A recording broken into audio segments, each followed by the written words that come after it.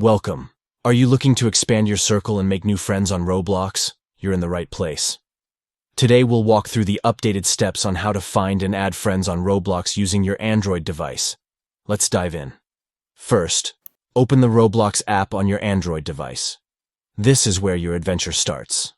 Next, tap the three dots at the bottom right corner to access the menu. This is your gateway to all the social features Roblox offers.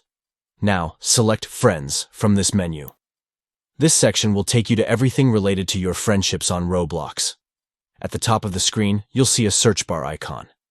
Tap on that to begin searching for your friends. Then, enter the username of the person you want to add. Make sure you type it correctly to find them easily. Finally, tap on the Add Friend button next to their username. Voila! You've sent a friend request, and you're one step closer to adding them to your gaming squad. So there you have it. Following these simple steps will help you connect with friends and enjoy all the fun Roblox has to offer. Happy gaming!